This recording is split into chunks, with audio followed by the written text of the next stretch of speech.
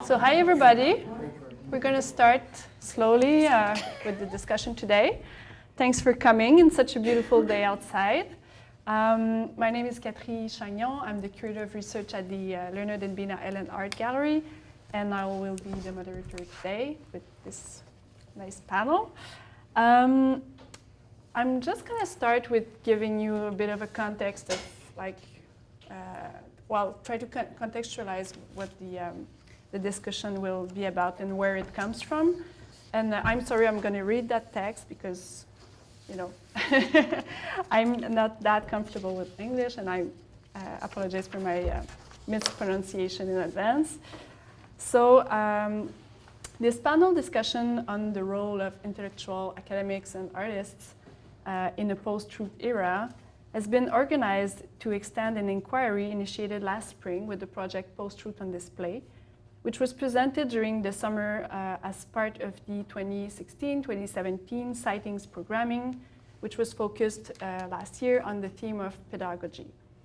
For those who might not know about Sightings, I'm going to show you some pictures. Sightings is a satellite exhibition program that was conceived by the Ellen Gallery in 2012 as an experimental platform to critically reflect upon the possibilities and the limitations of the modernist white cube, a term that refers to the idea of the gallery space as presumably neutral and autonomous from the social space. Sightings is also the name of that specific exhibition space or display unit, which is located on the ground floor of the hall building here at Concordia, and which is also visible from the street de Maisonneuve. So you might have seen it before. And this is the space where all the projects within that program are presented. So each year since 2015, where I came at the gallery, we're investigating a different thematic or problematic within that program, that of last year being, as I said, pedagogy, considered as a critical interface between the university, art venues, and social space. With this in mind, artists and curators have been invited over the year to use the cube as a physical and conceptual structure to question the construction of knowledge inside and outside the academic box. So it was a kind of mise en abîme of the idea of the university as a box for thinking. So to close this cycle on pedagogy, we thought it was relevant, in fact maybe urgent, to broach the issue of post-truth as it necessarily affects universities and the art world, in addition to the large space it takes up in the mediascape. This phenomenon, which has been intensified by the Brexit campaign, Donald Trump's presidential election in the US more specifically, manifests itself not only through a proliferation of alternative facts circulated through new information networks, but also through a growing indifference towards the very distinction between true and false, which is a problem that maybe professors are experiencing in classrooms. So recently, the recognition of the detrimental epistemological and social political consequences of this massive disaffection toward truth have given rise to numerous positionings in different intellectual domains, including the history of science, philosophy, sociology, politics, information sciences, education, and arts, among others. In the wake of these reactions, we have also seen brought to the fore once again the crucial question that we're questioning today, the question of the intellectual's responsibility towards truth, facts, reason, and scientific objectivity, notions that have been discredited in large part by the postmodern and post-structuralist critique of positivism and universals. In other words, how can academics today, but also artists and critiques, how can they come out of their bubbles, to quote Bruno Latour, and contribute to the battle against the cultural production of ignorance and the resulting erosion of democracy, which is one of the questions that I was very concerned about. Accordingly, which intellectual, ethical, social, and political standpoints is it possible and desirable to adapt in the present climate in both the academic and the artistic sphere. So these were the main questions that I wanted to address with the project, and I can show you a few other images here. And questions that I would like to share with you and discuss with the panelists today. So for the summer, as part of this project, we've decided to transform the Sightings Cube into a display of books and articles that could be consulted freely by the university's users. So the content of this open library was mostly based on, well, my research, but also was based on the suggestions by professors from different departments at Concordia, our panelists being 4 of them, whom I asked what they considered particularly relevant to read or to reread today in this specific moment characterized by such a marked crisis of truth. So the idea was to create, I'll leave you with that image. The idea was to create an installation juxtaposing references coming from various disciplines in order to stimulate a critical questioning on our present relationship to knowledge and power, to quote Michel Foucault's word. Now, with the aim of continuing this reflection, which I think is important, we've invited 4 professors who contributed, I think, interestingly to the project with suggestions, but also responses to what I've asked. And I then invited them to speak from their own discipline and critical positions, both as academics and as citizens today. And before I introduce them, I want to say that today's objective, of course, is not to resolve these complex issues or to bring simple answers to those questions, but to share, I think, common concerns and thoughts on those questions, and to inform a debate on the changing status of truth, its politics, and current ethics. So I would like to say that also everyone here is free to and welcome to participate and speak during the discussion. So just going to say, I won't read your full bios. I will just give a few details about your backgrounds. So Rosemary Collard is assistant professor in the Department of Geography, Planning and Environment. She works as a human geographer and political ecologist on the relationship between capitalism and ecological, especially animal life. So that's your big area of interest. Just besides her is Theresa Ventura, assistant professor in the Department of History. Theresa's research draws together the history of United States foreign relations, medicine, agriculture, and the environment. We also have Shauna Janssen, who's assistant professor in the Department of Theater, and she's also a urban curator investigating the cultural politics and futures of post-industrial urban spaces, among other things. And finally, Graham Dodds, who's associate professor in the Department of Political Science, and he is a renowned expert on American politics. So he's a good speaker today. So when I invited those 4 professors to participate in that discussion today, I kind of asked them 3 guiding questions to kind of structure the discussion. One of them being how they responded to the call to participate to the Sightings project. So what were the reading suggestions that they made, or the response that they gave me? So maybe it's the first question I would like to ask you, or as a way of starting the discussion. I don't know if someone would like to, yeah? Please? Go for it. Yeah, okay. So I got the email. Yeah, and, you did. It caught me in a moment where I wanted to procrastinate, or I had a few minutes to type something, and it got me in a mood where I was, I think, already irritated by something. So you caught me at a certain instant, and I chose to interpret the project, at least based on the brief description, in terms of my personal and professional biases, which I think is often how we interpret a lot of things in life, not surprisingly.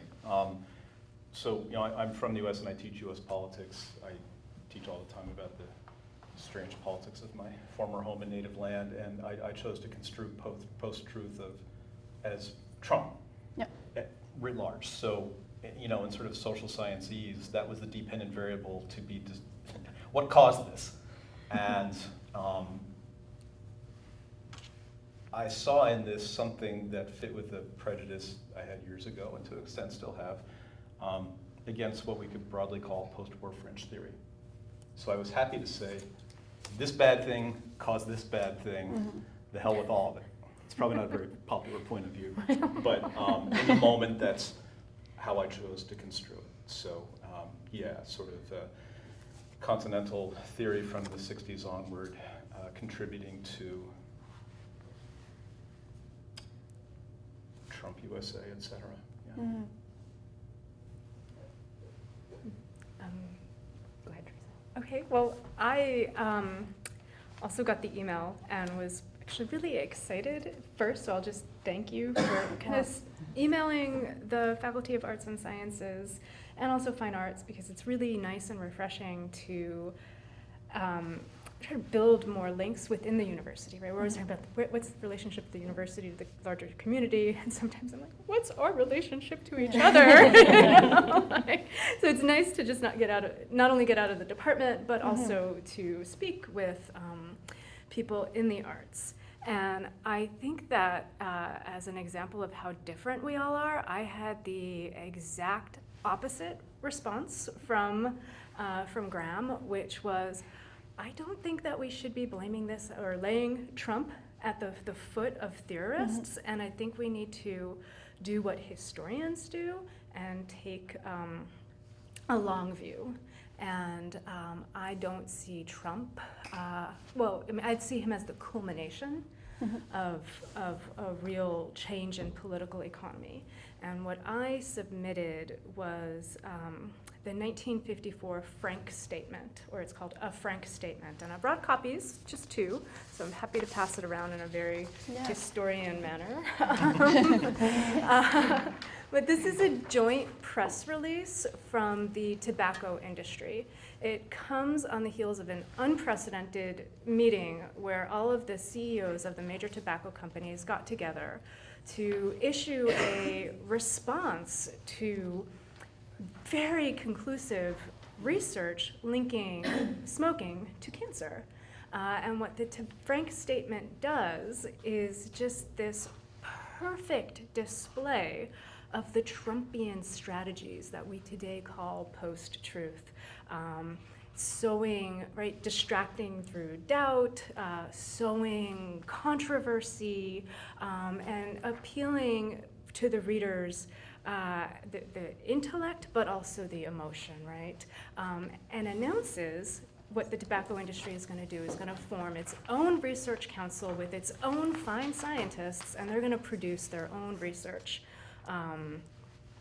And we'll let you know what we find, right? What's the relationship between this and health, and trust us. And what I wanted to send this out for was for a few reasons. One, as an example of these rhetorical strategies of distraction and controversy and just kind of, right, sowing doubt, and but also as a way to think more about capital in general and the role of industry in sort of, right, hijacking science or working with science, but right, to kind of take the blame off of Foucault and Derrida and look at these larger political economic structures. And then a third way, sort of, right, these are the climate denialists. These are their strategies. And it all dates to this 1950s moment. And one of the nice things about tobacco is, with a big caveat that it's a global problem, we also have a nice case study in how to kind of counter the controversy, right? So I was hoping for a little bit of hope in there. Okay. There you go. I could jump in. Yeah. Jump in to try to contribute here. Yes, so I'd like to thank you too for the invitation. As intimidating as it I felt, and I actually thought, well, I might get away with not participating because there was a different date at one point, but then you came back and said there's another day. I was like, I am here. But anyway, it's kind of unresistible. And I guess like point blankly,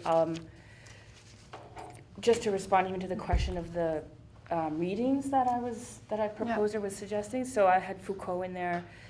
Of course, there's the regime of truth, which is what I did propose, but there was the whole Parisia text as well. I had a New York Times article, conversation with Ettinger, The Art in a Time of Atrocity.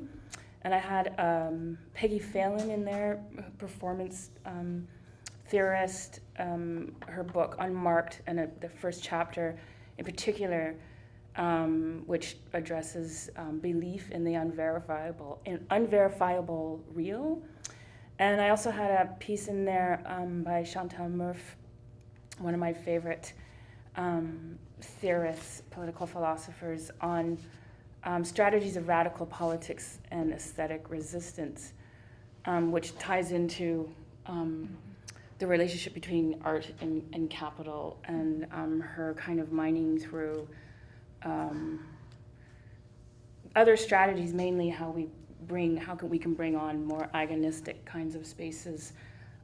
What does it mean to be practicing art critically, what is a critical artistic practice? And kind of a call that also within that text that keeps kind of haunts me in a good way, I think, in that, there's a kind of call to action in my interpretation of it, and not disengaging from the institution, because this is connected to the institution we're in right now, which I also just started a full-time position in. So lots of questions about when to participate and not participate, and within a culture that where there's quite a lack of transparency, which leads to lots of challenges in terms of performing collegiality. So for me, all these things have something to do with truth, and I'm kind of going all over the place here, but I think this call to actually engage, like the important thing for, at least from the perspective of a critical art practitioner, is not to disengage with the institution, but to find ways to create these other kinds of spaces. So that's one thing. And I think from a theater perspective, which is maybe more the Phelan in a way, but just thinking about theater and the idea of the theatron, and which is really which means a place of viewing. It's a place to view from.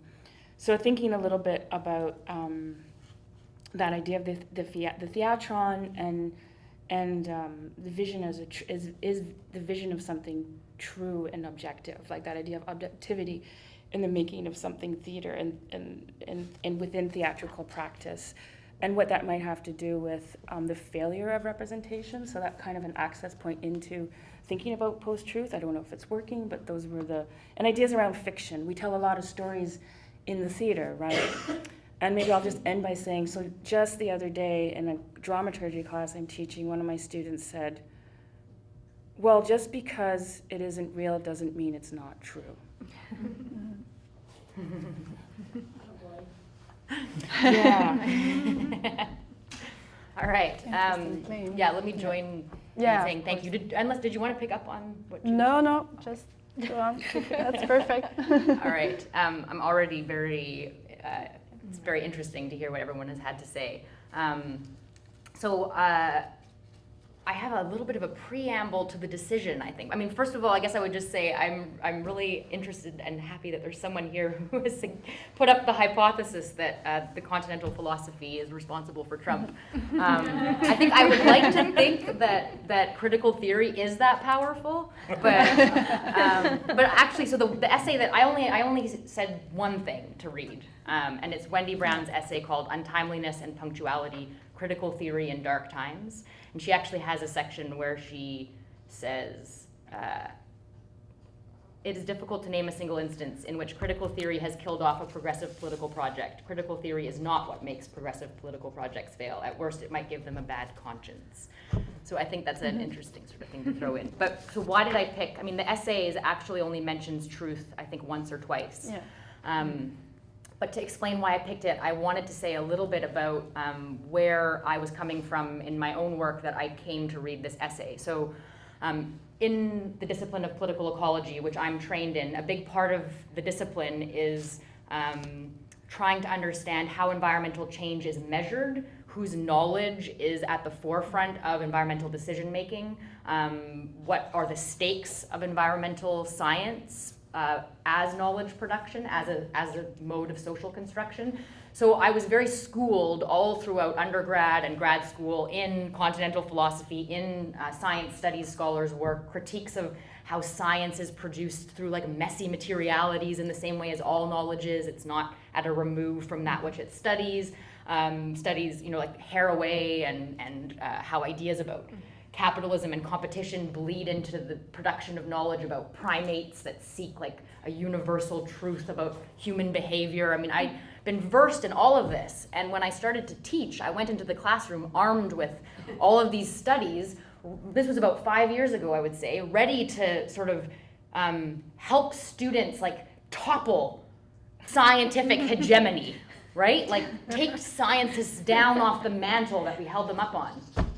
But if you think about 5 years ago, what was happening 5 years ago in Canada at that moment in environmental context was Harper was in charge. And actually, environmental science was not looking particularly hegemonic or particularly all-powerful. It was under threat in a lot of ways. Monitoring stations were being closed. Scientists were being muzzled. I mean, students, by climate skepticism and the production of a whole industrially driven production of doubt about climate change was underway. So I was in a dilemma. I was thinking, like, what is the role of the critic, which was how I responded to this call. What becomes the role of the critic when I've been schooled as a critic in deconstructing truth, but truth in this moment, whether it's environmental scientific truth or truth in political discourse, it's so under attack. Do we stop critiquing truth? And Wendy Brown's essay is kind of all about how critique needs to be untimely. She gives 3 examples to open it, and one of them that's the best, I think, is her example of how unwelcome critiques of marriage have been in a time within the queer movement when gay marriage is a struggle to achieve.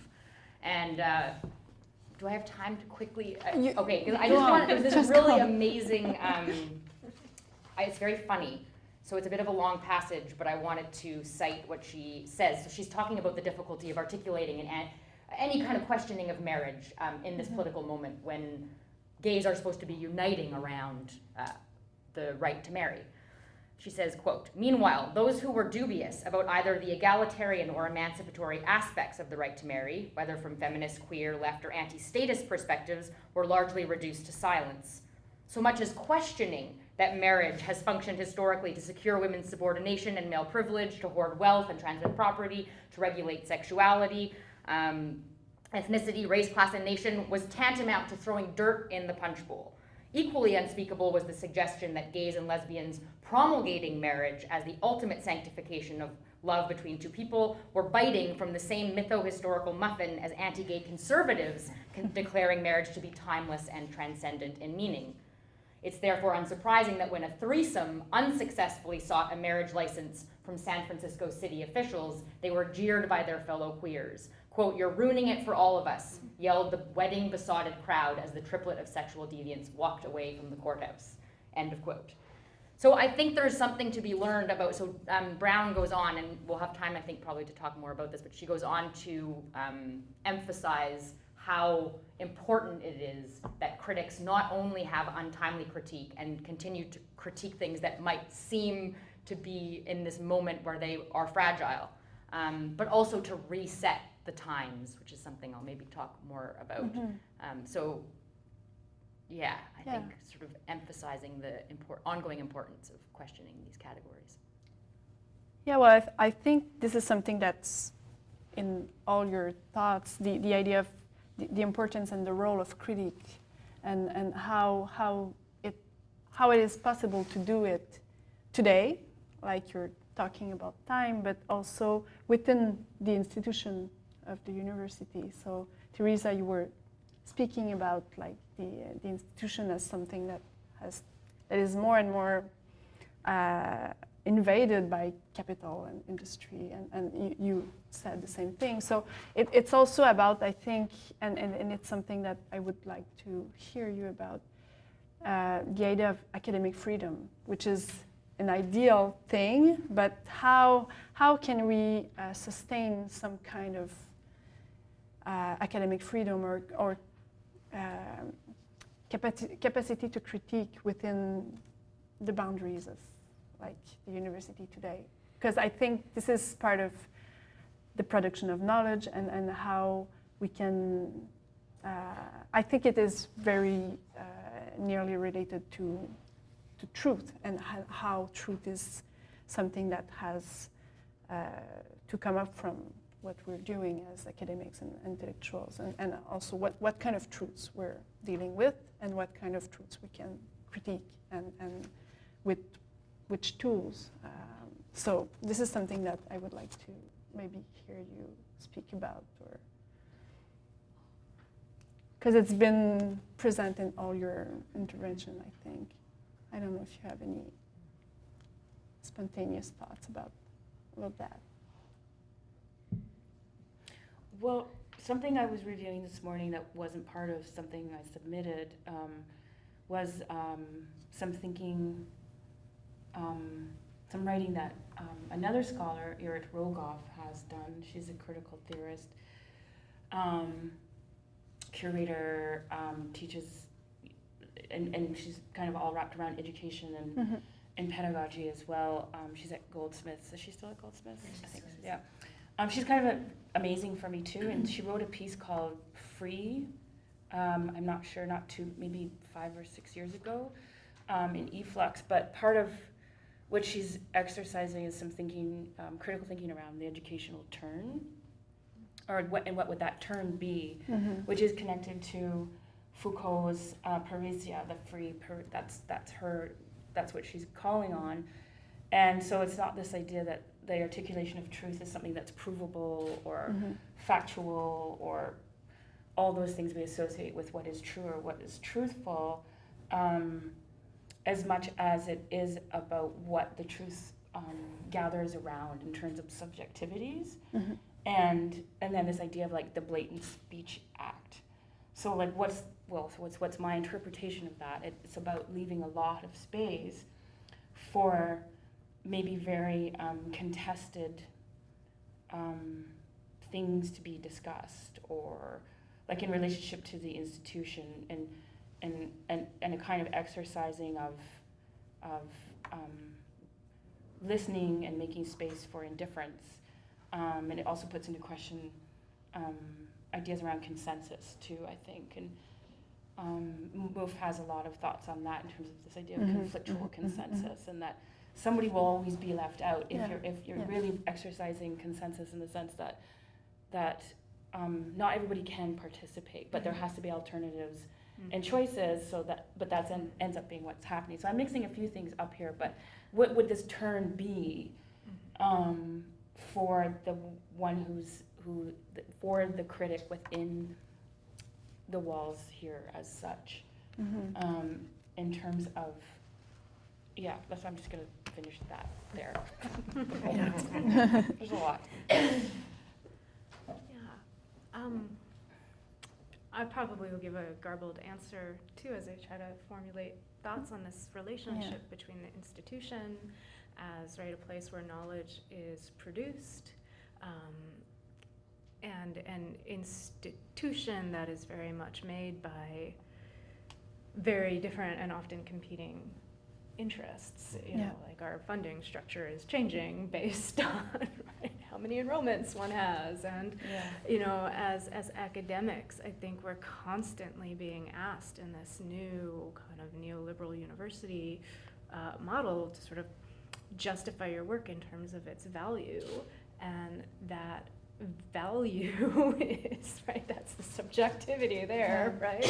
I think it's to teach people how to engage critically and, you know, to be skeptical, and yet I've just, you know, put out a source that is all about, right, teaching people how to be skeptical, you know, except that my truth is, right, the causal link that was beyond, you know, like it was categorical knowledge of, right, smoking and cancer.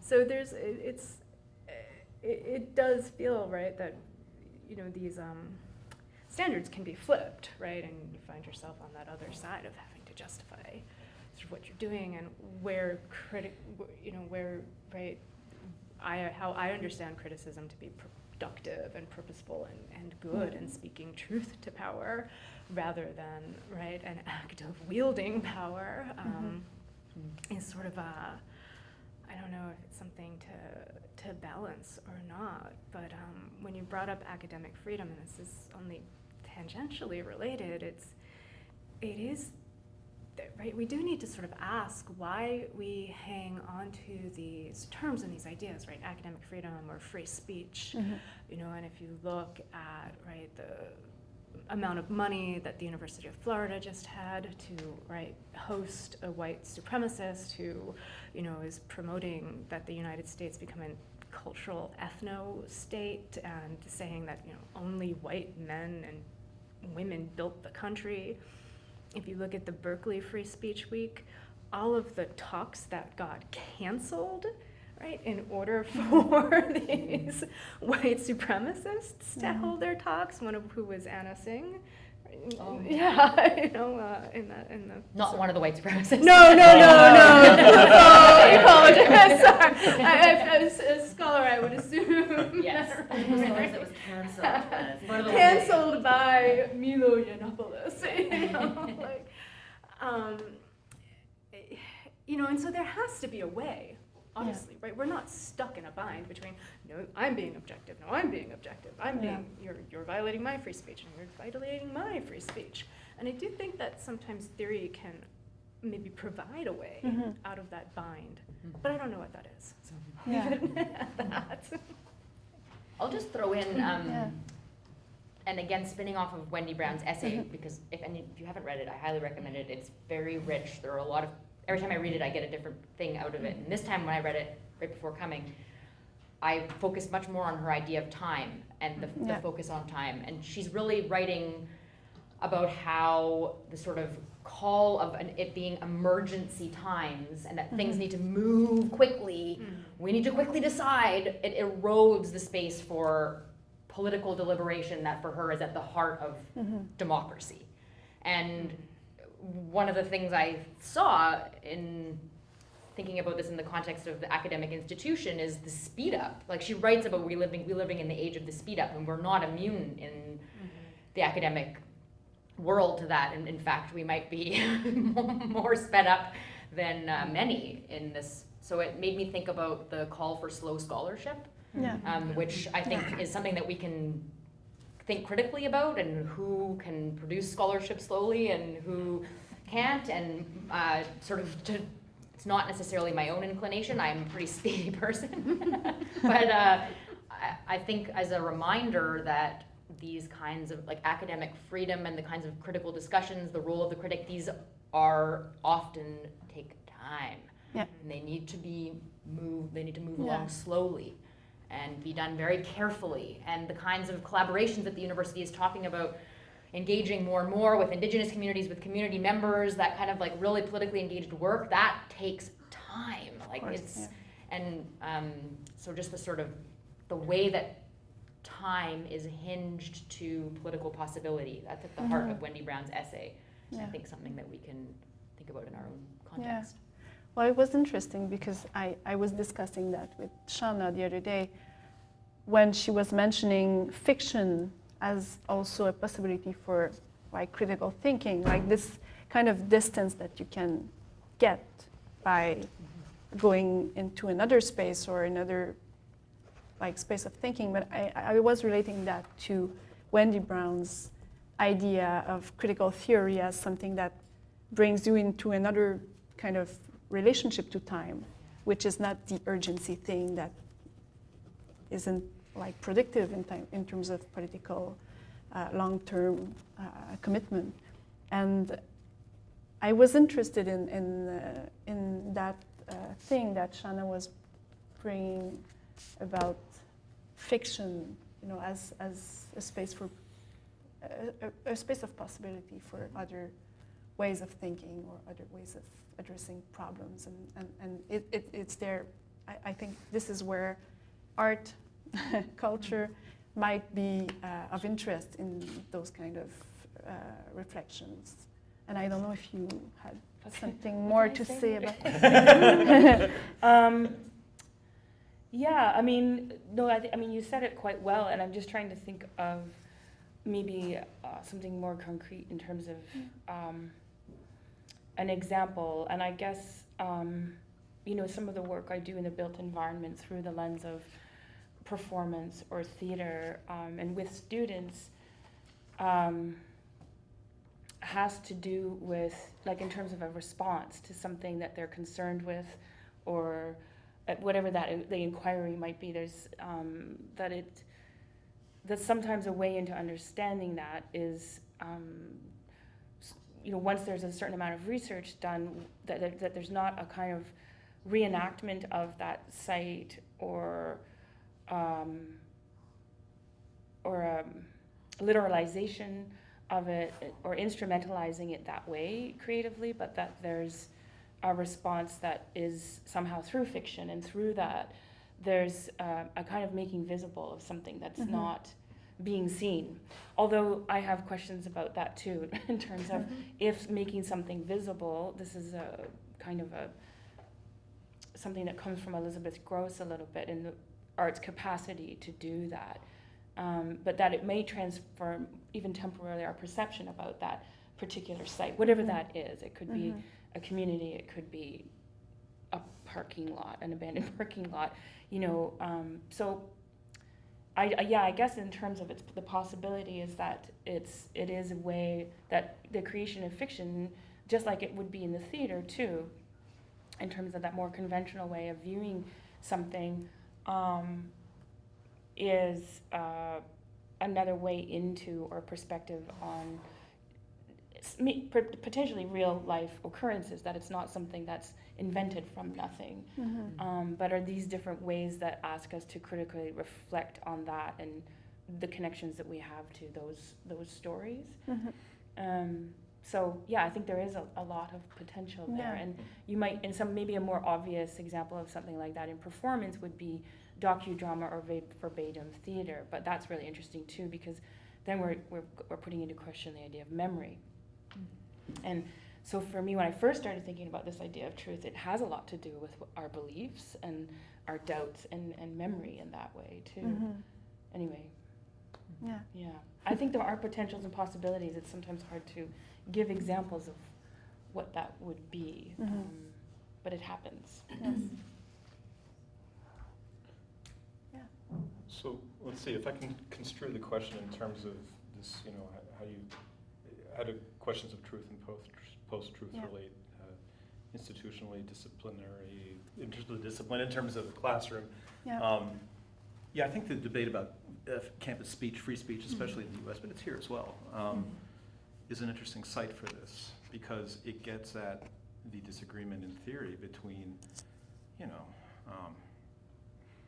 well, I mean, politically, is the university a place to be challenged, or is it a safe space?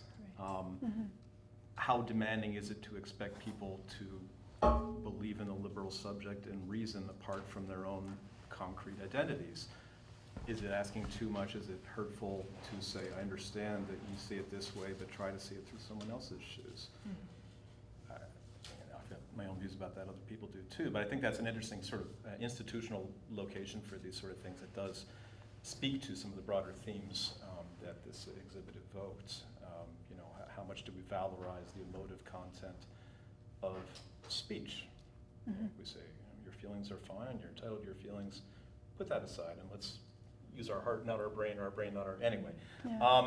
In terms of, you know, my own discipline, it's an interesting moment in political science. I mean, we have no method of our own. We're a hodgepodge, fractious conglomerate But you know, broadly speaking, the science side, the social science side, is spreading.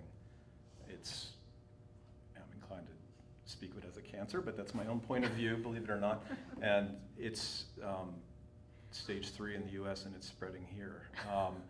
But at the same time as it's nearing hegemony, it's being criticized. One of the big journals is saying we will only do work that can be replicable.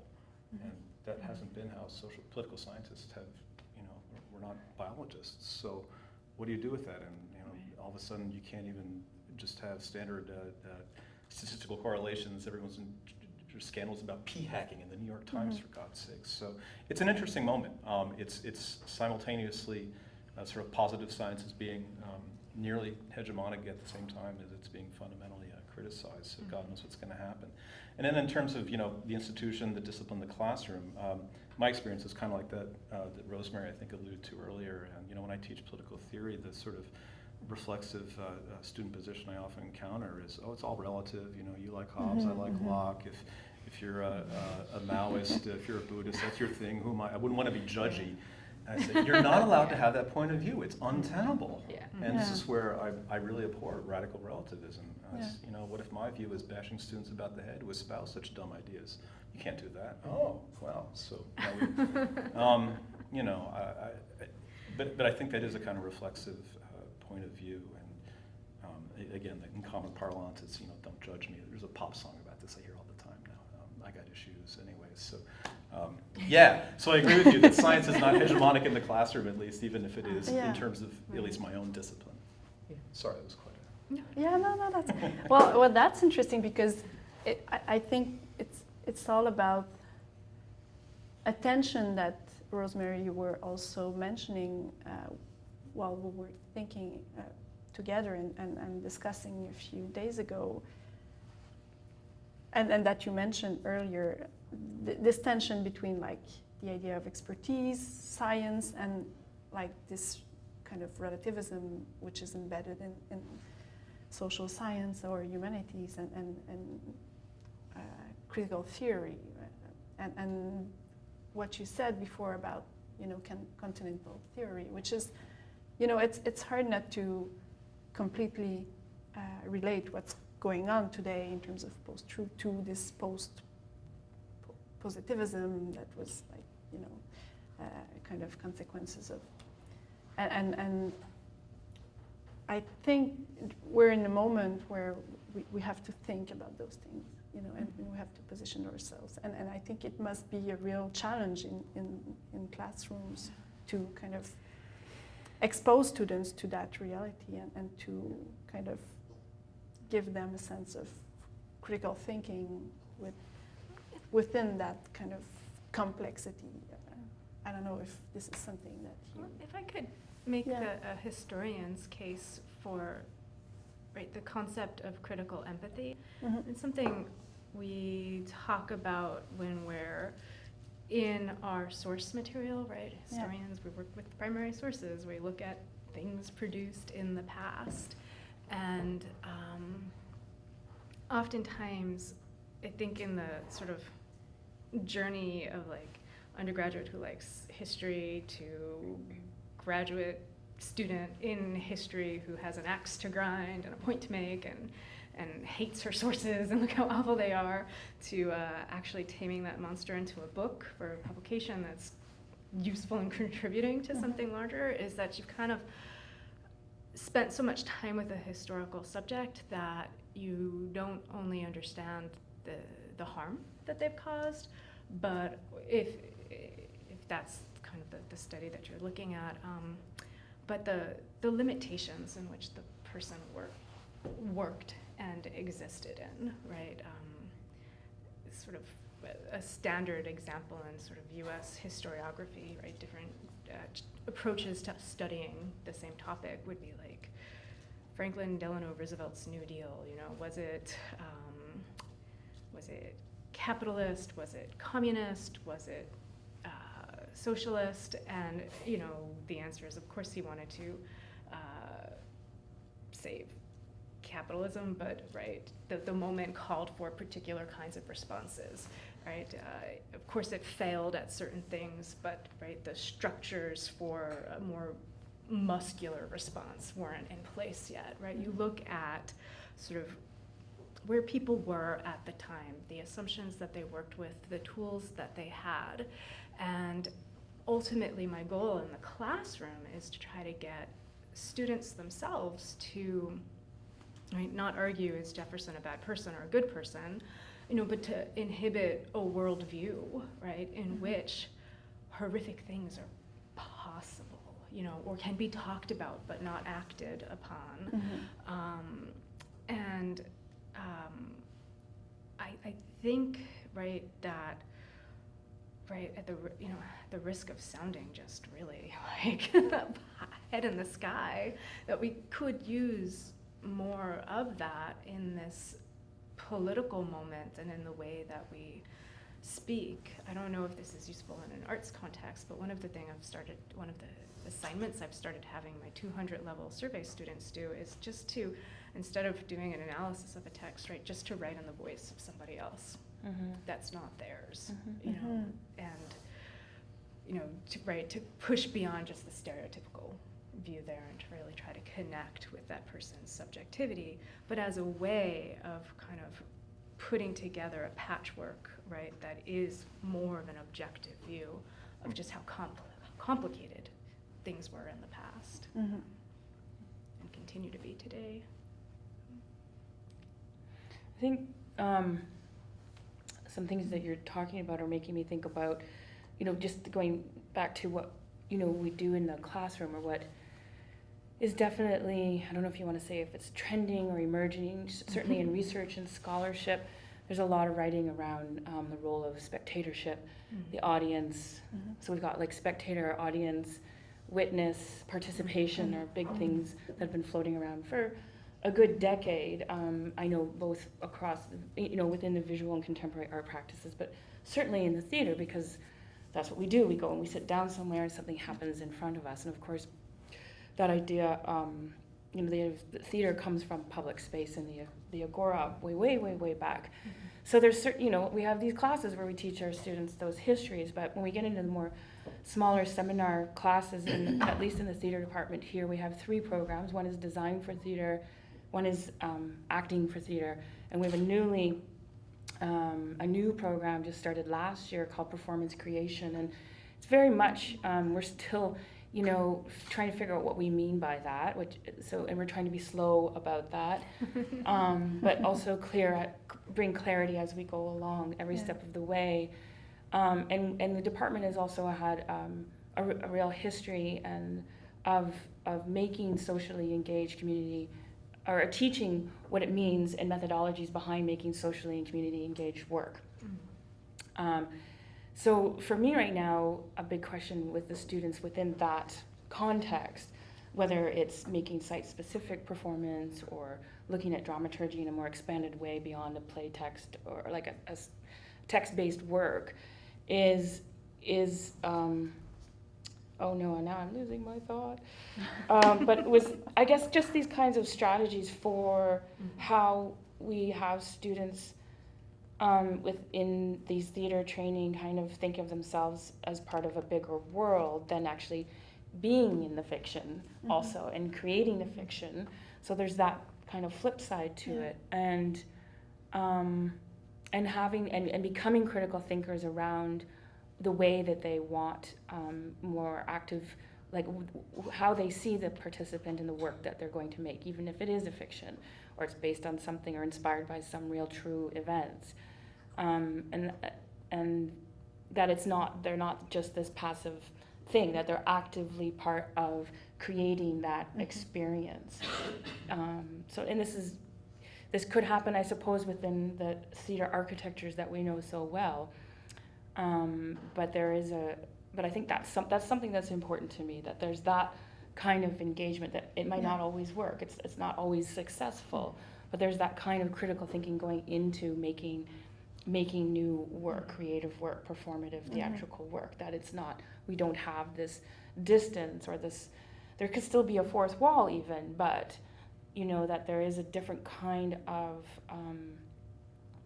work towards how we bring in participants, or what we mean by the witness, or how we want the spectatorship to be a part of the making of the work itself, that it's not something that's just there and this is happening here.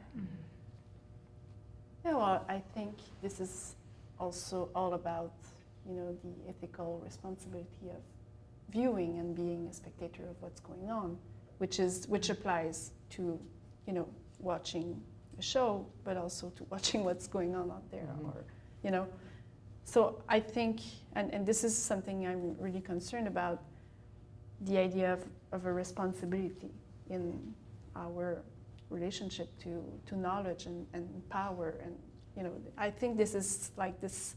If there's something happening, it's on an ethical level, and I would like to maybe ask you about your thoughts on this responsibility that intellectuals and artists have today toward, you have something to say. I have something to say about that.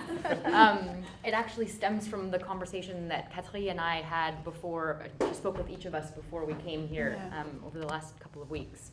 And through our conversation, I started thinking, and this also goes back to your last question about the sort of critique of positivism and the critique of truth that came out of continental philosophy. And I started thinking, and this is a debate, this is up for debate, and maybe there's a point that if anyone has any thoughts here, but I started to think, in my reading of a select number of continental philosophy works, it's not necessarily truth that is the ultimate object of critique, but power. They're actually, someone like Foucault especially, is especially interested in the operation of power, the exertion of power, power's circulation, and truth is the currency or the means by which power circulates. And so I started to think, I think that part remains true. Our responsibility as critical scholars is to contest power relations, to try to be part of an intellectual project of opening new political possibilities, generating criteria by which we make political decisions. Not is this necessarily any more right or wrong, but is this life-giving or harmful, or so I just thought, power in terms of the time when continental philosophers were writing and truth had a lot of currency, and we may be in a moment now, in this post-truth moment, arguably, we could argue about whether it exists, where truth does not have as much currency, but power hasn't gone anywhere. So what are the new means through which, or the new currency through which power is circulating and being exerted? And then Wendy Brown's essay, I was like, it's happening through time, partly, right? Through the setting of times. And in the context of the environmental science, scientists who I study, or environmental processes like environmental assessment, time is potentially now a more significant means through which power is exerted than something like truth, because there are all these competing facts that are generated within those processes, but one of the most constraining factors is the timeline by which the environmental assessment must be completed. Oh, this Indigenous community up here in northern Quebec, you have one day with the hearing officials, and you each have 5 minutes to give your testimony to the board, right? The content, so what can be actually expressed within those temporal parameters? I mean, I'm getting quite specific, but I'm just thinking about that question of what other ways does power circulate if not through truth, or in addition to truth? So our responsibility is to keep our eyes on that, I think. Yeah. And you were also, if I remember, you were also mentioning the importance of questioning the effects of claims. Yes. And of truths. Not only the content, but the effects. And it makes me think of one thing that is in Bruno Latour's text, from matter of fact to matter of concern, which I think is a good way to phrase, that kind of shift in our thinking about truth, which is like going from matter of facts questioning what are the matters of concern, you know, and it goes back to the ethical dimension to our relationship to truth, and the importance of like questioning the effects. What are the effects of like claiming things? Yeah. Or What does the knowledge do yeah, exactly. once it's out there? That Yeah. that has to be part of the criteria by which we assess the knowledge. Yeah. So, yeah.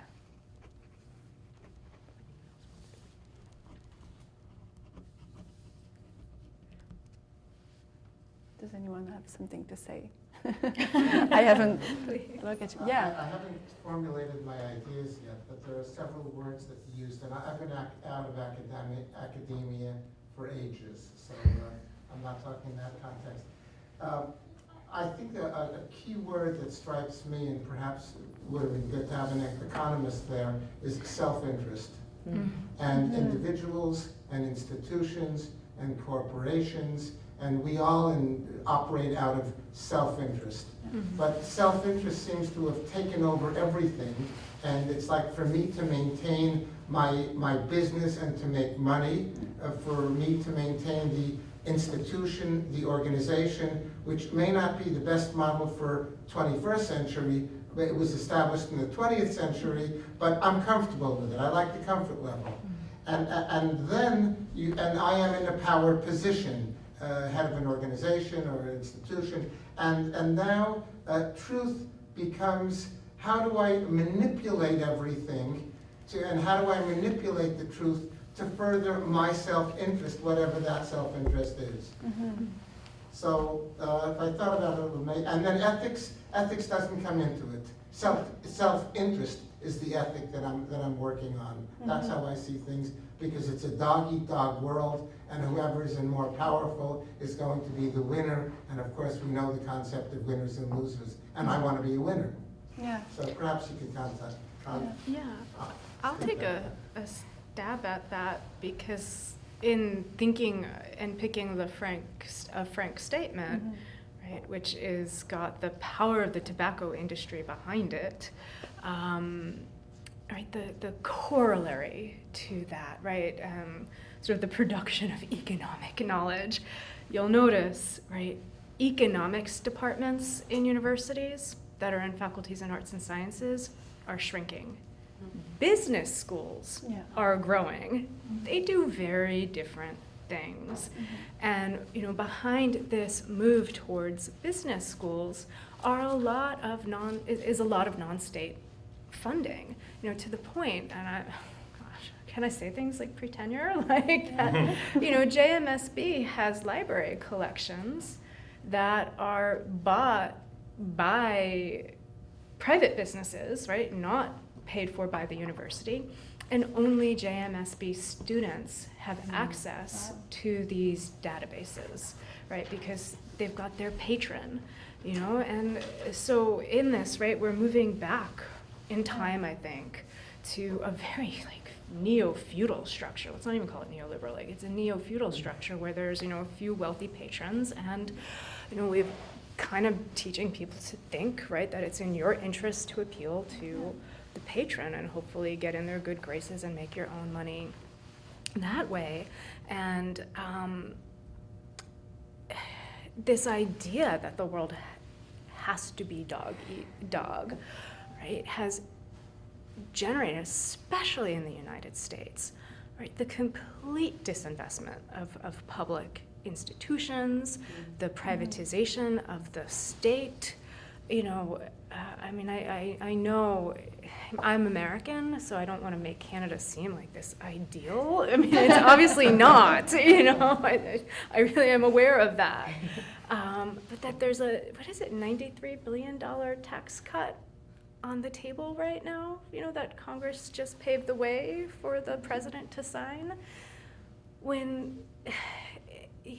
schools are closing, that there are schools in states that are down to 4-day, 3-day-a-week schedules because they cannot pay teachers for 5 days a week.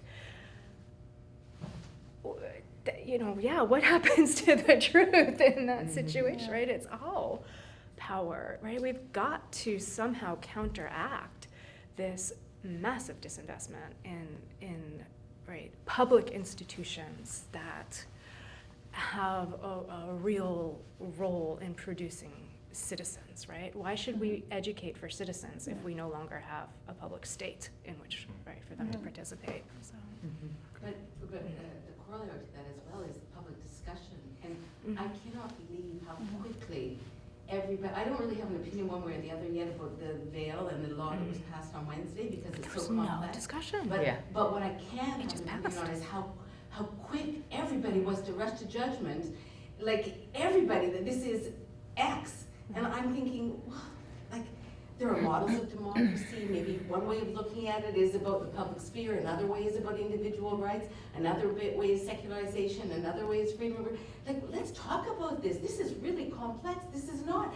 And when you were talking about time, I cannot believe how quick, I sit around meetings sometimes and like, an idea will come on the table and I'm just sort of listening to the words. And everybody around the table and I'm thinking, how did they do that so fast? It's like we've been trained to have it, but where's all the thinking? Where's the reflection? Where's that background that comes into nuance, the way we think and deliberate about things? I find it really terrifying, that alone, because these are decisions that are affecting all of us, both in the short term. I can make an opinion tomorrow about the veil, but I don't know where that will be, Anyway, it strikes me, this I thought that was really fascinating what you talked about about the currency of time related to power. That just resonated to me, that's a very important thing to think about. It's also because behind the speed up, it's not just like, oh, things are happening faster, that's weird, I wonder why. It's like capitalism. In a large part, right? It's about interest and competitiveness, staying competitive, keeping ahead of the game, making sure we get that mine in before the price of copper drops. Like, God forbid that the environmental assessment process take longer than 30 days because we'll lose our competitive edge. And Wendy Brown actually has a book about neoliberalism where she writes about how what marks neoliberalism as it's much more than an economic project. It's a project of shaping our subjectivity, right? So we've taken these ideas of rational self-interest and competitiveness and entrepreneurialism. We've taken them from outside of the realm of the economy and the market, where historically they resided, with, not that wasn't also already problematic, but we've imported them into all other parts of life. So we approach dating, we approach decision-making, we approach family with this sense of this sort of keeping a competitive edge, being entrepreneurial, like, selling yourself, advancing your self-interest, which is does an enormous disservice to these much more nuanced spheres, right? Where bringing that logic in is an incredible mistake. That's partly what we're talking about when we talk about disinvestment from education. Is a market model has been applied to public education. Yeah, of course.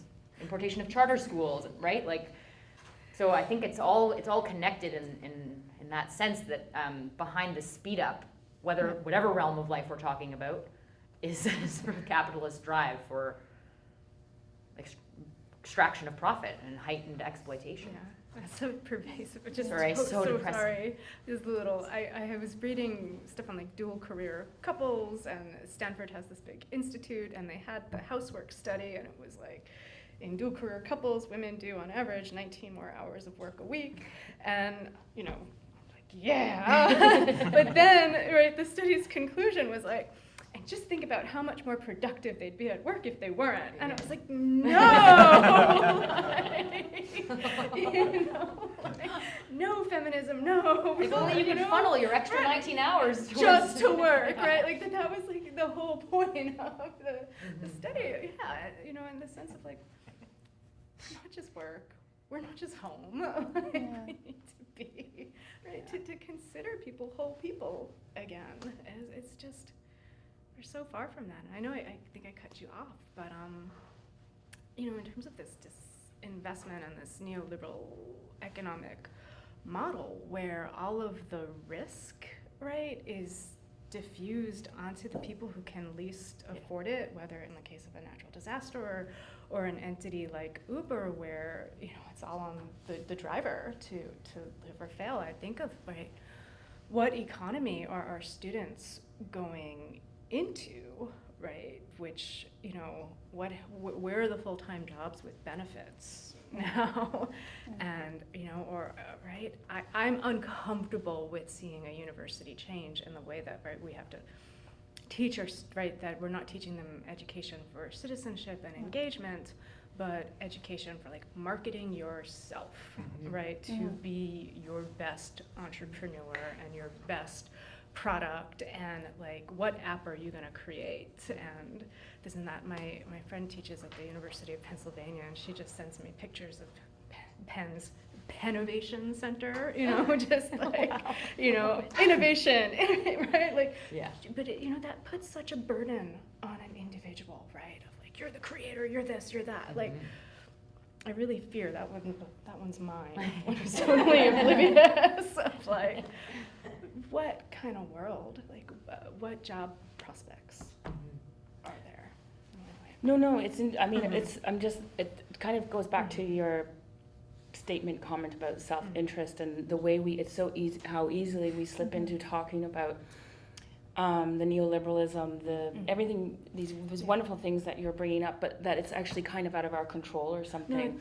And I'm not suggesting that's what you say, but I think that's kind of a default, right? And so I'm just going to bring it down into a different scale of like, again, as I think I said a little bit earlier, and I kind of brought it up yesterday, but I don't know what.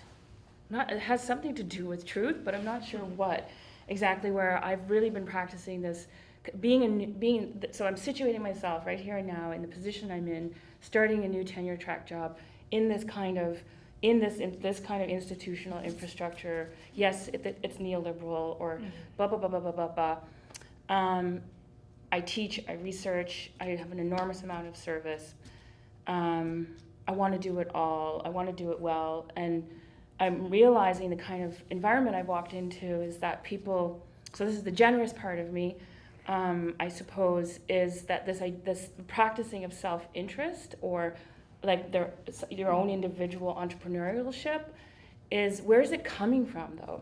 And if we're going to actually have an impact on our students becoming more critically aware of themselves and their own responsibilities for themselves, if we are, as those educators, not taking on that responsibility, there's already a gap, a problem there. And maybe this has to do with some kind of critical empathy, I think, that you talked about, because I realized that for me anyway, what I'm seeing is self-interest in colleagues, not just even within my own department, but across the university, is coming from, not feeling recognized or seen. And so I start to think about these ideas of transparency and generosity, and when are those things enough, and the debt that comes with generosity as well, in a way. But I guess I don't know what the point is, except that I'm trying to figure out though, like, so yeah, there's all this self-interest, but why we have to take our own, and I don't agree that that's the way it doesn't have to be dog eat dog. And so how do we break that down and where that's coming from? And I feel like, yeah, people will go into their own silos and get really, really self-interested and only be thinking of themselves, because why? Why? Well, one way to sort of connect, if I may, to the classroom is maybe this idea of responsibility. How far should people be held responsible for what they think or advocate or do? So you're doing your thing for whatever reasons, or a student has this point of view, defend it. Say, this is what I'm doing and why. It's predicated on these facts, connected in a reasonable fashion. And those things should be valorized. Facts should be valorized, reason and truth should be valorized and prioritized.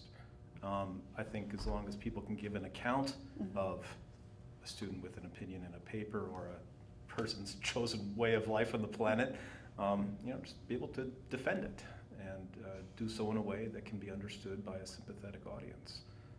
I don't think that's asking too much. I do think it flies in the face of some strands of continental theory. But I mean, I hear from some of the panelists that, you know, maybe it's time to, I made a list here. I don't know if we can have a manifesto.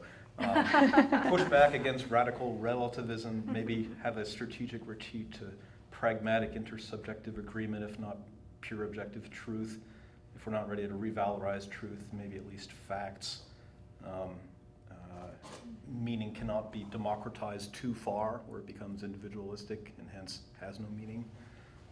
Maybe that means authorial intent matters or should matter more than the interpretation of someone who's not the author. More reason, less emotion, more analytic argument, less narrative. I'm pushing it a little too far. I'm like, I didn't say that. No, but we can't treat those debates as gone. In my view, they're no. And it is sort of par for the course in many of the humanities and the social sciences. No, we thought those debates were won decades ago. Yeah. I don't think they were.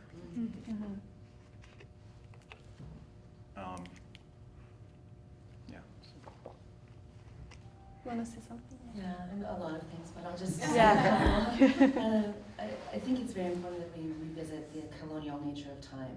It's not a fait accompli, it's not an understood pretense. And when we think about Bill 62, for example, you have some people are privileged to have the time to figure it out, while others are paying the price immediately.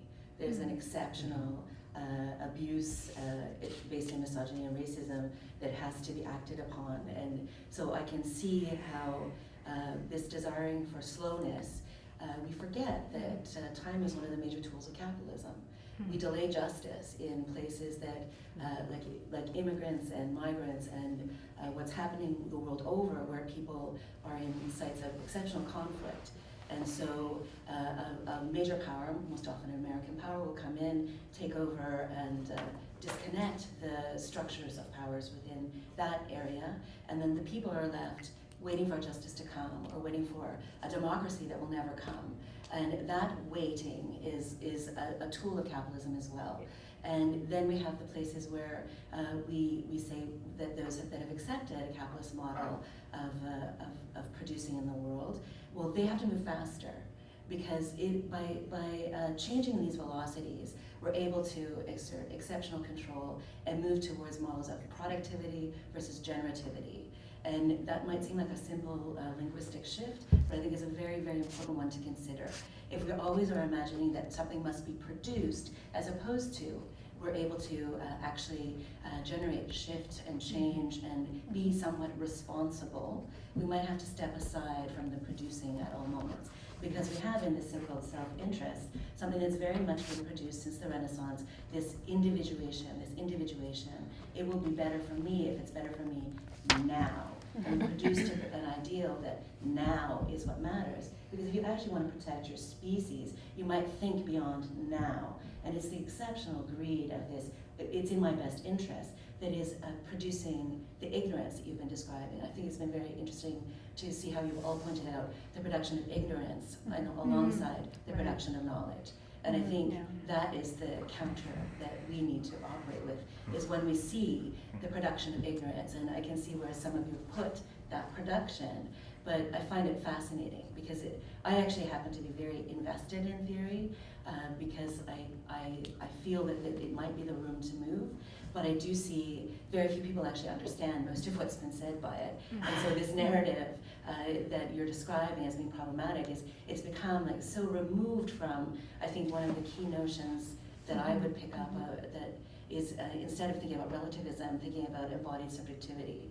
So I'm putting that at Haraway's feet, of course, but that idea of recognizing, embodied objectivity, that objectivity is not even possible, but instead of saying it's just not possible, going, well, how did I prove what I said I was doing? Like we do have to substantiate and defend our ideas, but can we do that through a full acknowledgement of from where we sit? And I mean, some of you brought up positionality, and it was very much going in that position of where am I looking at from, how can I see it, how can I be with it? So I think that's some of what I want to say. I like that, the production of ignorance. I've not thought about it in those terms, but it's very attractive. Yeah. Agnoschology Yeah. is the... And the Frank statement is a good example of that. Yeah. The And production of ignorance. it's a is Frank like- statement, a production of ignorance using objectivity. Yeah, exactly. Yeah, using the guise of objectivity, but the way, the ad campaign that preceded a Frank statement was, so it's in the 1940s that research linking smoking and cancer really comes out, partly because cigarettes, right? They're only mass-produced cigarettes. So if you want to talk about time, right? Mass-produced cigarettes, just around 1900 is when they're able to be mass-produced. Rates of smoking don't really jump up until about 1930, and in 1950, the estimation is like 2,500 cigarettes per person a year. More than half of Americans smoked, and so. Suddenly, rates of lung cancer really, really spiked. The first ad campaign that came out were cigarette companies, and this really, speaks to who's acting individually and who's like dominated acting as a group. But individual companies had individual ad campaigns. So Camel's response was. Smoke only Camels for 30 days, and we guarantee you'll feel better, right? So quit Chesterfields and just smoke Camels, and you'll feel better. And that was what, right? They were all sort of working against each other. R.J. Reynolds, Philip Morris, and Duke. And then when it was like, the appealing to the individual there, right? As you you judge the medical claim for yourself, right? You feel it, right? You know if you feel good or not. But that strategy then, right, opened other campaign, like cigarette companies, right, to libel or something, and it's in 1953 that they all come together. And the Tobacco Industry Research Corporation, which is supposed to be this objective corporation, it's a PR campaign before they've even talked to scientists, right? And just along those lines with the production of ignorance. And I don't want to remove feeling from knowledge, right? Feeling is really, really important. Well, feelings are facts. But feelings, I don't know. I don't know if anybody, maybe Graham, you read Arlie Hochschild's most recent book, Strangers in Their Own Land, when she's a sociologist, and she is doing field work in Louisiana during the election, right? So while she's doing field work is when Trump announces he's gonna run. So he hasn't even won the primary yet when she's finished her research. And she is researching in the most heavily polluted part of Louisiana. And she's living among Tea Party, people who identify with the Tea Party and see the EPA, right, as their big enemy, the Environmental Protection Association as the big enemy. And so she's, how can people live among this pollution? Is it, and they know, right, how polluted the area is. And so she's talking about all the emotional connections they make, right, to that knowledge. And right, it's not that they're ignorant, but that they factor other feelings and identifications. And like, he's got everything. Like, why would you let him decide? And they just said, well, we don't want to be us, of course. Like, we don't want this for anyone, so whatever he says is right is probably a good idea. Mm-hmm. So that ability to entirely disown yourself is remarkable. But that winning and losing thing, like you see it all the time where people wish to be on the winning side, so they'll do things against their self-interest in order to be perceived as winning. And it's the reason why Charlie Sheen is a winning all the time. In terms of the figure of Trump, there was a good article on medium.com that was looking at the rise rise of the far right online, like through 4chan and Reddit. Right. And Pepe the Frog, it was following the genesis of Pepe the Frog and how Pepe the Frog went from a meme and then became this avatar for the far right, or the alt-right. And part of it was this kind of like basement boy investment in the loser, and Trump being the greatest loser, like a complete deadbeat, Interesting. who made it all the way to the top, and could continue to just sort of make a mess of things. And so there's that as well. There's the winners and losers thing, but there's a large sort of faction of like maybe teenagers to 30-somethings who are kind of fueling in part the alt-right movement in the States that are all about being losers. But they're losers that have no culpability. And I think that's a really important key, because Trump is a very bad businessman that's lost more money than if he'd been able to, if he just left his father's money in the bank, he would be he would just be richer than anyone else. But because he's lost so much, he's been bad at it. But he still has more than us, right? So many people imagine that, but he's never held responsible. So all of you have been addressing, and Katrie, you've been pushing this question of responsibility. He never has to pay the price of any of his decisions, ever. I think that's the key to this losing and having it not. But I think this is a sort of like maybe misnomer of a post-truth moment, where this is the moment of truth for capital, and there's an aristocratic class that very well know the truth of capital, right, and know that they don't have to pay for it, and know the consequences of it, but it lacks a certain ethics. So we are sort of dealing with like a triumphant investment in the truth of capital, right? And the disinformation that is circulating, of course, is feeding off of that.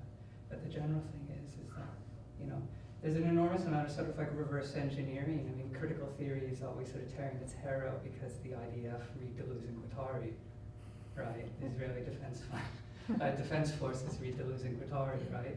Or you think about, I can think of like an more local example in Canada, where Michael Aldane, who's a great supporter of the arts in the West Coast, in Vancouver, who is driving a sort of closed boys club of real estate investment, and there's this more or less on the ground kind of class war that's happening in Vancouver.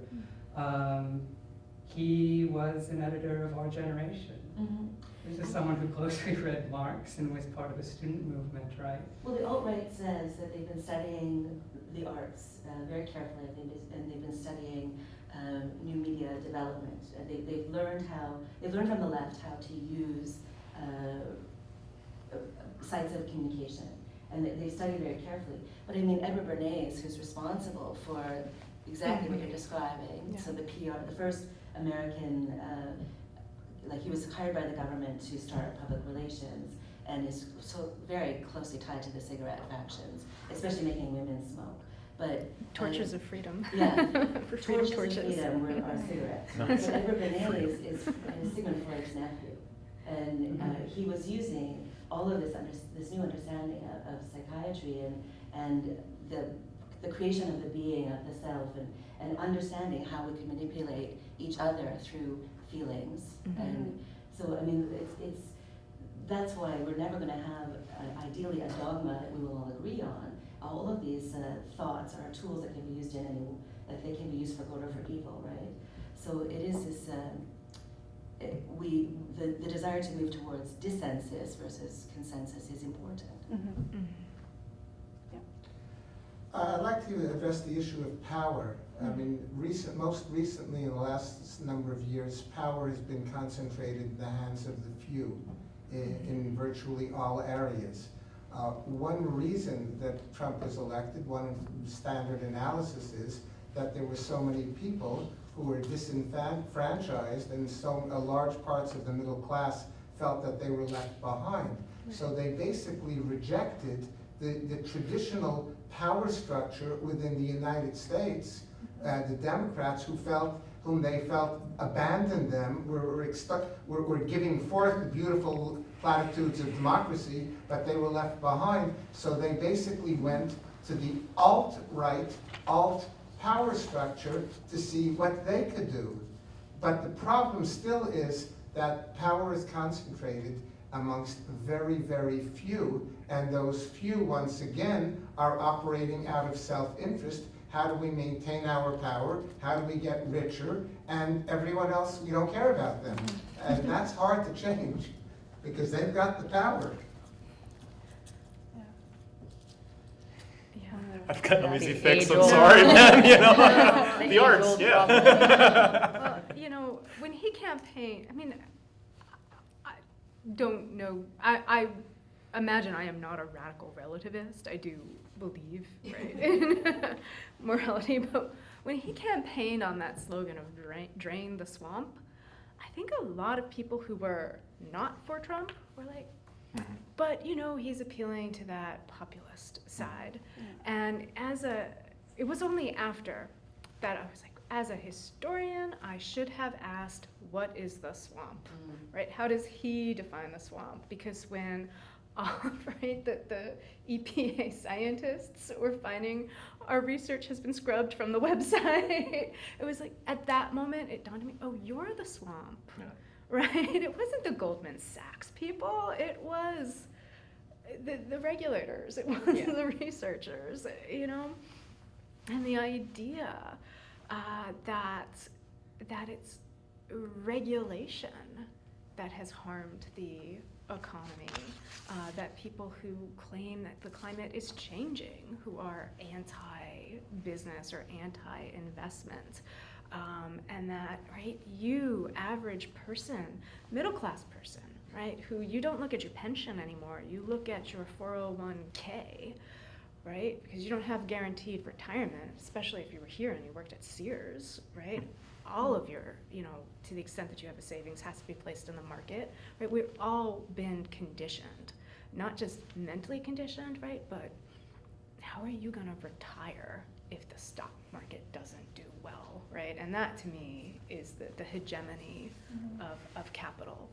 You know, when you, right, feel, right, that your well-being in the long term is dependent on the market doing well more than the immediate well-being of how many phthalates you consume.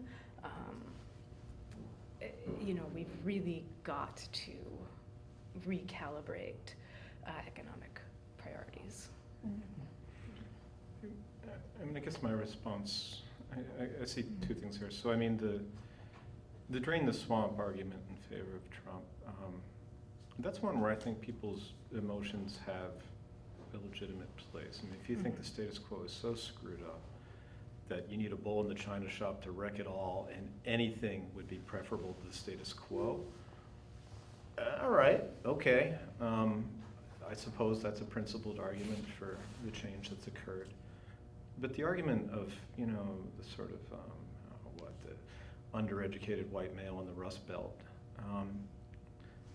their feelings are their own, but some of those reasons just don't stand up to, you know, a modicum of factual analysis. I mean, when Trump stands in front of a factory and says, you lost your job because of NAFTA, and it was closed a decade before NAFTA, I'm sorry, that's an untenable, false argument, and he should be called out on it.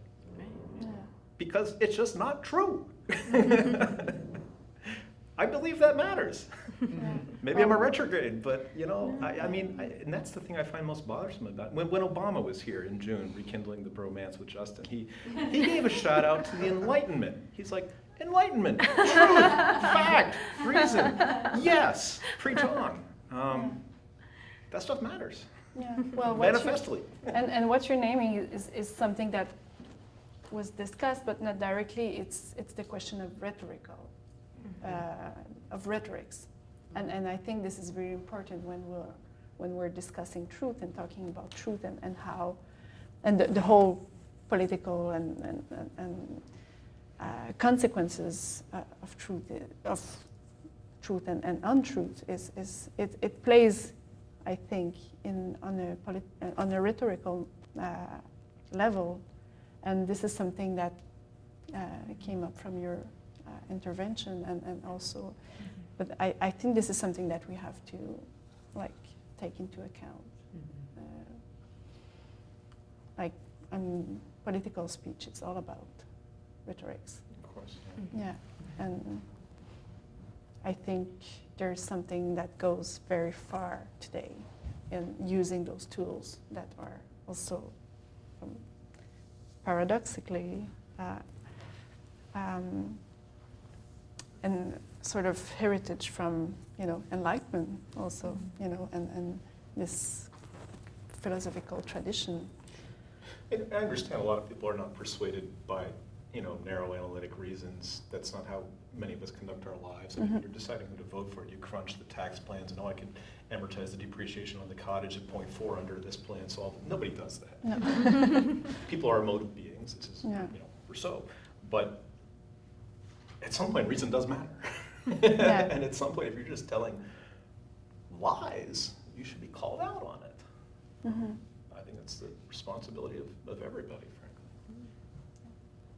I thought it was interesting when you brought up the idea of public relations to do with the tobacco, because I almost feel like everything is public relations now. Like even ideas are put into the public sphere, as I said before, and then they're massaged and they're attached to lifestyle or opinion or your position as a self, as a subject, and the idea itself becomes so enmeshed in all this decoration around it, this PR, that it's really hard.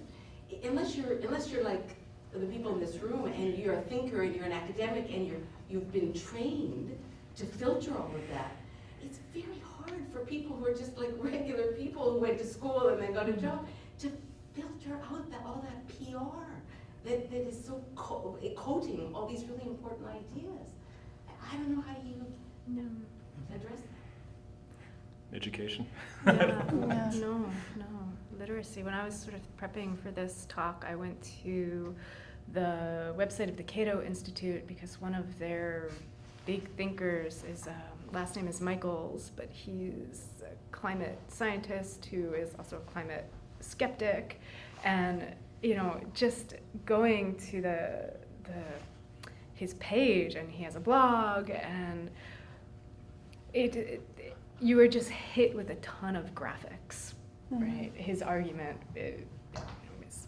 the El Nino blip, right? And the world, it was just El Nino. That's why we had such a hot 2016. It's going to go down, even though it's not going down, but still, right? You kind of archive that moment in time on his blog, and it's like, it's all graphically represented, right? It's a different kind of literacy, and I find myself like, well, I'm trained as a historian, I'm gonna shy away from that, like, oh wait, that's what I'm supposed to do,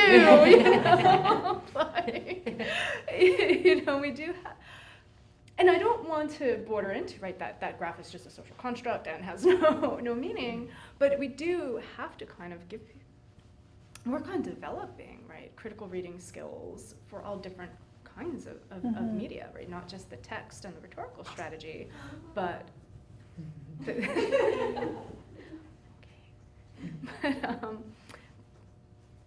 data. Thank you. Somebody take it from me. I was about to tell you what you've been talking about. Go ahead, you can. I'm just gonna see if she needs a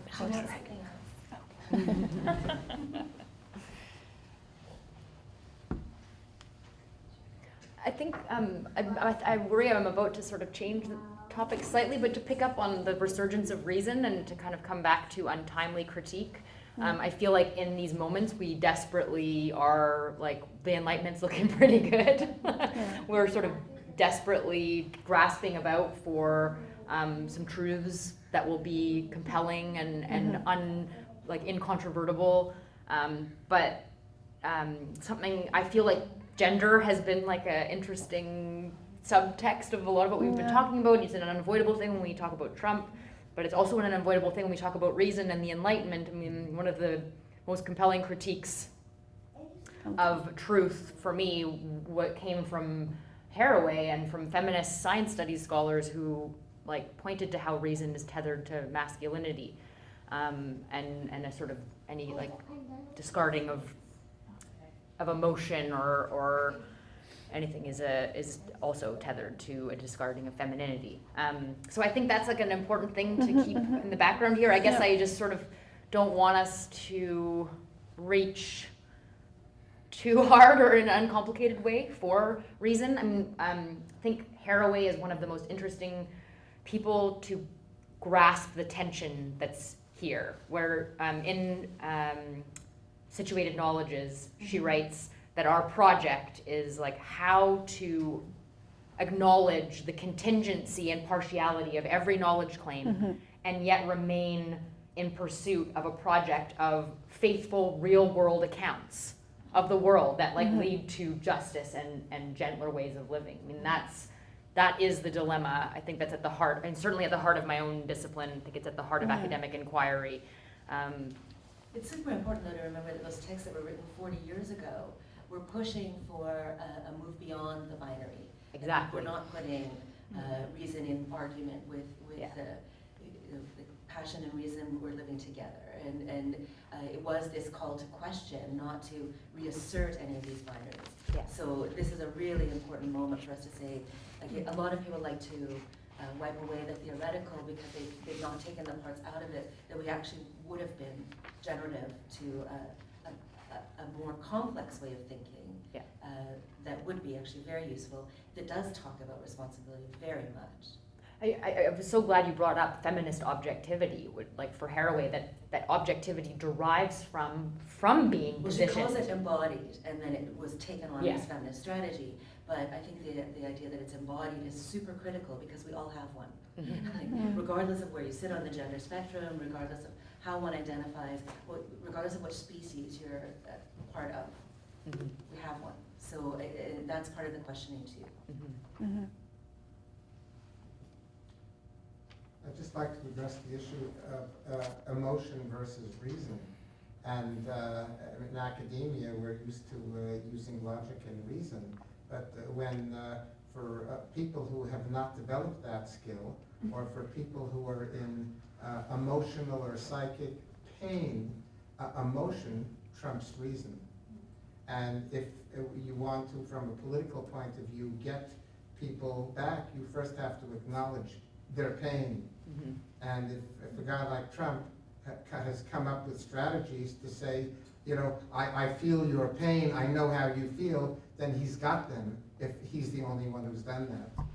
And so you have to consider emotions in this very strongly. It is really interesting how much political currency emotion seems to have in this moment. I mean, I really do feel like that's the shift for me. Like when I'm used to when I'm teaching or when I'm, you know, engaging in research and critiquing that it's someone saying like I'm making a logical argument, and underneath that is that masquerades for like trotting out all of these assumptions. Students are like, oh, I didn't give you an example of what I meant. I just gave you a logical argument.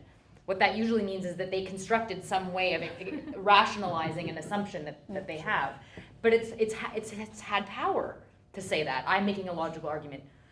It really doesn't feel like it has the same power now. It feels like feelings are where a lot of the potent political energy is being derived. And I don't know exactly what to do about that. But I feel like that was partly at the heart of why you called this together. And I think if there's one thing that art can bring to that discussion is the space for emotion, like feeling. That's what I was going to ask. Yeah. What can art do to ameliorate this post-truth era? I mean, it asks questions. It prompts contemplation and emotive response as well. If more people had gone to the Cube, would it be a better world? Yeah, probably. But the Cube was a way to provide the space for like slowing down during the summer, because art is also a space for acquiring knowledge and questioning and to be challenged. It's not just a matter of like admiring beautiful things, as you probably know, but that I think what Shauna said before about like creating spaces that move us from the reality in which we're embedded, and like just to create that otherness, other spaces, other places to reflect, is the power of art in a sense, I think, and to like different temporalities too.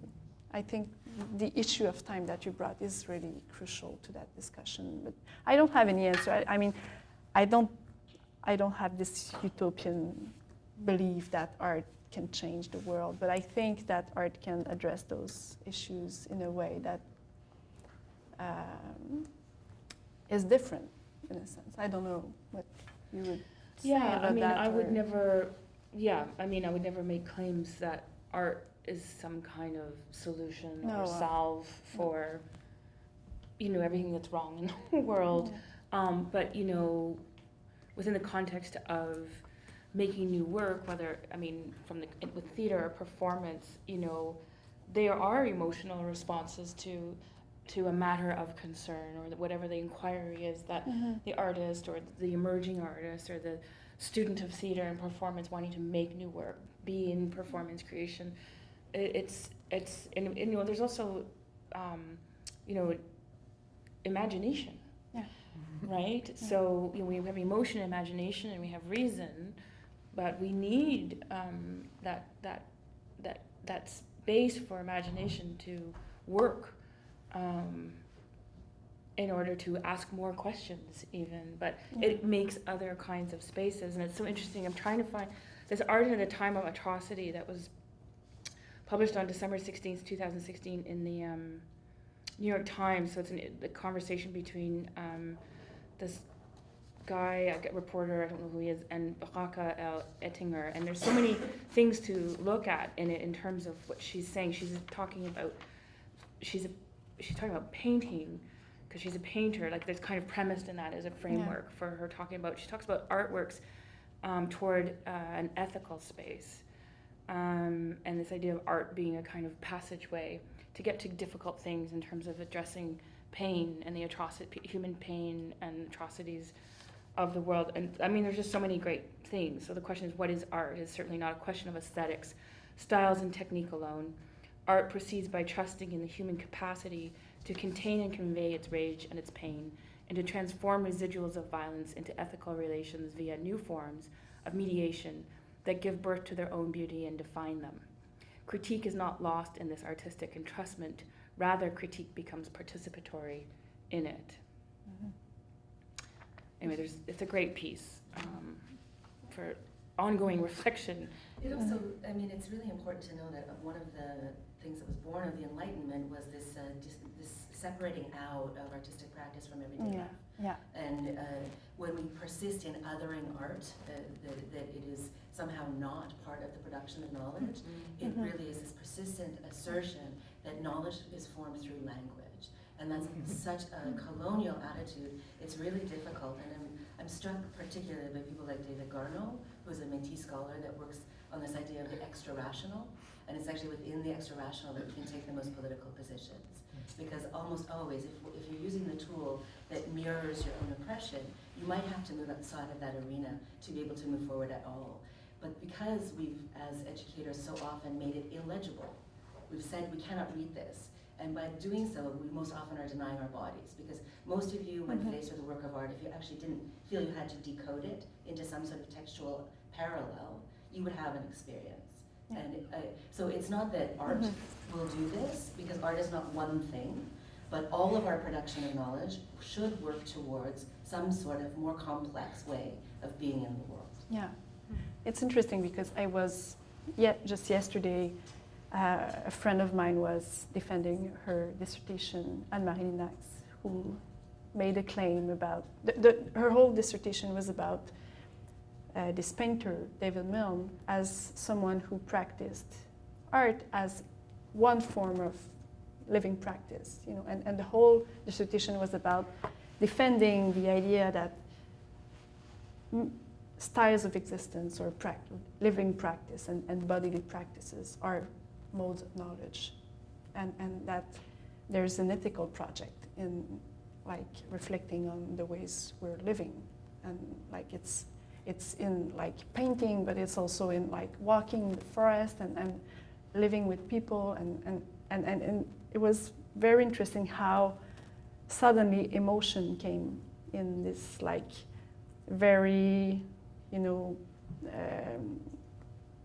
institutional context of like defending a dissertation with professors, and she brought that emotional and bodily thing on the table, like it is valuable as knowledge. And it was very interesting, like to kind of consider the place of art in this kind of entity of life. And Richard Schusterman, which you might know, was there. She was working with his thinking, but is someone who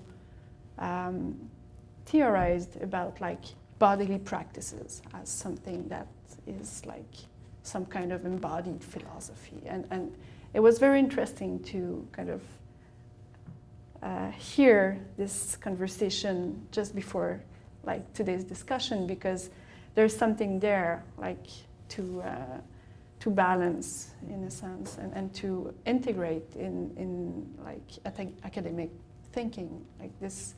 And the whole point of that she was trying to do, which was quite convincing, is that there are some places inside like universities and academic life for emotions, embodied practices, art, ethical positioning, and ways of living that are like that are ethically embodied, and there's a question of integrity there that we must kind of think about. And yeah, and I think there's something that art can bring to the discussion, if there's anything that we can contribute to those kind of huge questions. Yeah.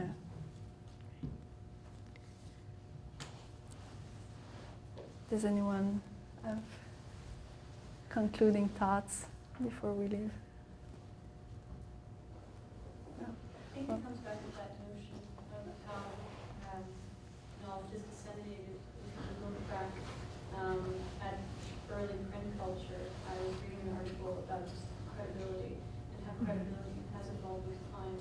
Starting out with, okay, I received this letter from someone that I actually do know personally, and I know their word to be just or for this to have evolved into having to take someone's word that you may not necessarily know, which turns into what it is like today.